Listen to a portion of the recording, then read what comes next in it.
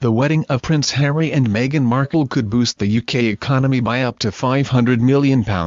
Worldwide interest in the royal wedding is likely to mean a big increase in tourism to the UK, with visitors also expected to spend big on royal memorabilia. The Meghan effect has already seen brands sell out of the bags and clothes modelled by the American, with UK and US relations also set to strengthen. Consultancy firm Brand Finance said royal endorsements, sometimes referred to as the Kate effect, accounts for about £200 million a year. However, that figure could be smashed by Miss Markle, who announced her engagement to Prince Harry on Monday at Kensington Palace. £495 handbag by British designer Stradberry's sold out on its website after Miss Markle was seen clutching it during her first public outing on Friday.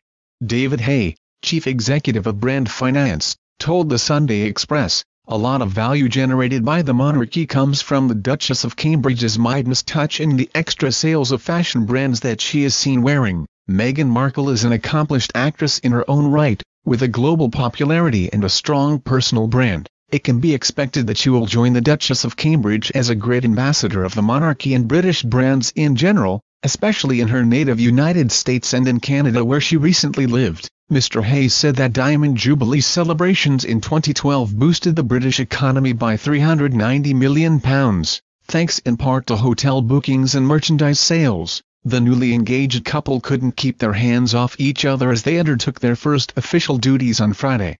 The pair were in Nottingham, a city that Harry has a close affiliation with, to meet members of the public together for the first time. While it took Kate 3 whole months to become a fully fledged working royal, Meghan, 36, threw herself in the deep end after just 5 days. But after years working at the coalface of show business, the newest member of the royal family took everything in her elegant stride. Arriving in the city centre after travelling up from London with the Queen's grandson by train, she jumped purposefully out of their official car and stood, arms entwined in Harry's, as he introduced her to a handful of dignitaries. Harry, 33, who was grinning like a Cheshire cat, then chivalrously ushered his fiancée over to the first few faces in the 1,000-strong crowd, many of whom had waited in freezing temperatures for several hours in order to catch a glimpse of them. At first it was the prince who started the conversation, but his wife-to-be quickly caught on, and then, remarkably, took herself off to the other side of the road to greet well-wishers on her own,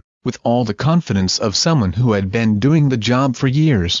At numerous points during the half-hour walkabout, Miss Markle, dressed in a £585 military coat by Canadian brand Markle, put a reassuring hand on Harry's back, rubbing her hand up and down, with Harry returning the gesture. Both frequently looked lovingly into each other's eyes, much to the delight of well-wishers. Several of Harry's most senior Scotland Yard police protection officers had been assigned to guard Miss Markle, while the Prince's assistant private secretary, Heather Wong, temporarily helped out by holding on to her £455 handbag by Scottish firm Stradberry and the many bouquets of flowers she was handed. The glamorous actress brushed her long hair from her face and smiled broadly as she shook hand after hand. More tactile than any other royal before her, she frequently stopped to touch people on the arm and even rubbed someone's wrist, as if to warm them up on the cold day.